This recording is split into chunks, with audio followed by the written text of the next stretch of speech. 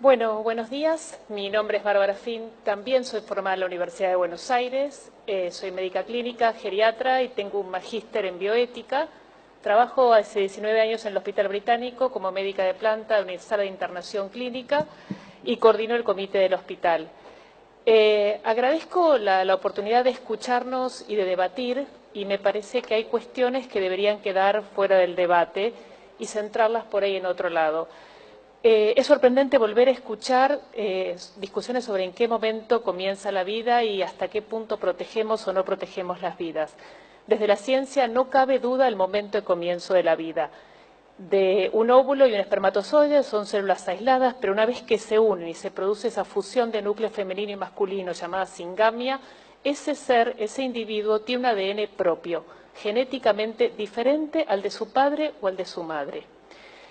Hoy el ADN es nuestra identificación biológica. Nadie se permite dudar de la certeza de la huella genética. Con el ADN reconocemos cuerpos, identificamos homicidas, asumimos paternidades. Es una prueba irrefutable y personalísima de un ser humano. Es una representación directa de identidad. Otorgamos derechos y tomamos decisiones basándonos en el mismo ADN que, estando dentro del útero materno, pretendemos desconocer. Desde ese momento contiene todo lo necesario para desarrollarse y el rol de la madre se limita a asistir ese crecimiento. De la misma manera que lo continúa haciendo los primeros años de vida. He escuchado que sin la madre el embrión no puede vivir, así como tampoco lo hacen los niños en los primeros años de su vida. Y en un caso le pedimos a la madre que lo proteja y le damos la obligación desde el Estado de proteger y cuidar esa vida, y en el otro le permitimos decidir sobre esa vida. Por otro lado, la medicina, y con solo el fin de diferenciar diversos procesos evolutivos, le pone diferentes nombres a estos procesos. Blastocito, embrión, cigoto, feto, pero en ningún lugar de estos hay una clara diferenciación entre esto no es vida y esto sí es vida.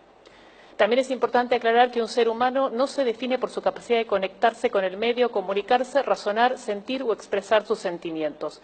No tenemos categorías de vida de acuerdo a la capacidad intelectual. Y para aquellos que sostienen que si la medicina declara muerto a alguien que no tiene actividad cerebral, lo mismo podría usarse en el embrión, aclararles que olvidan una parte fundamental de la definición, que es la irreversibilidad del proceso. En la muerte encefálica hay un cerebro que se daña en forma irreversible, es incapaz de sostener sus funciones y de ahí por delante no hay nada. Mientras que en el embrión es un proceso que avanza, tiene todo por delante y nada lo detiene. Uno escucha con demasiada frecuencia que las mujeres tenemos derecho a decidir sobre nuestro cuerpo. La primera falacia que yo veo en eso es que en el caso puntual de la mujer embarazada no es nuestro cuerpo, es el cuerpo de otro ser genéticamente diferente. No es una célula, no es un órgano, es otra vida. No podemos poner la autonomía materna por sobre otra vida, justamente esa vida cuya autonomía está conferida a esa madre. La segunda falacia que tiene esto es que desde la medicina es relativo que el ser humano tenga derecho a hacer lo que quiera con su cuerpo. De hecho, si nosotros recibimos en la guardia un paciente con un intento de suicidio, nuestra obligación es proteger y preservar esa vida y no permitir que haga con su cuerpo lo que le parezca. Sin tener entonces dudas desde la ciencia sobre el inicio de la vida, el derecho al aborto libre implicaría reconocer desde el Estado que hay algunas vidas que son más valiosas que otras. Estaríamos estableciendo diferentes categorías de vida, algunas que merecen cuidado y atención y otras, justamente aquellas que no pueden defenderse solas, quedan libradas a su suerte. Siguiendo la idea de la vida, toda vida es digna, su valor no depende de su capacidad intelectual o su capacidad de sentir o expresarse. Estas opiniones generan alarma en aquellos que creemos en una sociedad humana e inclusiva. ¿Qué diferencia existiría entre un embrión o un adulto en estado vegetativo persistente o un anciano en la etapa final de una demencia? Corremos riesgos de caer en una sociedad donde la eugenesia, la selección de individuos de acuerdo a alguna característica, sea moneda corriente. Y no es necesario recordarles las consecuencias que ha sufrido la humanidad cuando intentó ese camino. Los procesos de Nuremberg marcaron un punto culminante y así términos como eugenesia o mejoramiento de la raza quedaron totalmente grabados en nuestra conciencia social. Pero se queda a la vista que las personas tenemos poca memoria y las prácticas eugenésicas continúan desarrollándose. Y en este punto en particular, hacer hincapié en lo que sucede en otras sociedades donde el aborto es legal. España, legalizado desde el 2010, y con respecto puntualmente a la trisomía 21 o síndrome de Down, 10 años atrás nacía un caso cada 670 niños vivos y hoy hay un caso cada 1.300 nacimientos.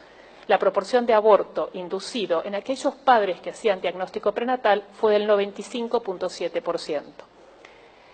El razonamiento que esgrimen los defensores de estas medidas eugenésicas es fruto de una tesitura que concibe la vida como un bien instrumental. La preocupación de los que promueven la ley es la vida de las mujeres, la mía también, la nuestra también. Ambas vidas son importantes y no podemos resolver la muerte con más muertes. La despenalización del aborto no va a evitar que mueran mujeres. Ningún procedimiento médico está exento de riesgos. Lo más grave del asunto es que seguimos sin cuidar a las mujeres. La mujer que recurre a un aborto es fruto de nuestro fracaso como sociedad. No pudimos brindarle educación, acceso a la salud, herramientas para que se conozca, quiera, valore su cuerpo y su vida.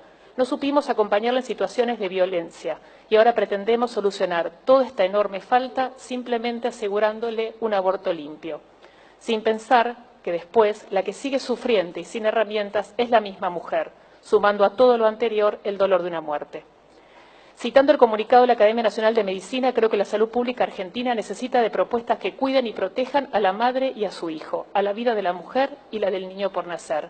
La obligación de salvar a los dos, y nada bueno puede derivarse de la sociedad cuando se elige la muerte como solución. La solución no es el aborto, la respuesta no es el aborto. Un minuto. La muerte nunca puede ser la respuesta. Para finalizar, quería compartirles un párrafo de un libro que me acompaña desde mi adolescencia, que es El hombre en busca del sentido, de Viktor Frankl. Frankl es un psiquiatra austríaco que termina los campos de concentración en la Segunda Guerra Mundial y dice: la historia nos dio la oportunidad de conocer al hombre quizá mejor que ninguna otra generación. ¿Quién es en realidad el hombre? Es el ser que siempre decide lo que es. Es el ser que inventó las cámaras de gas, pero también es el que entró en ellas con paso firme y musitando una oración.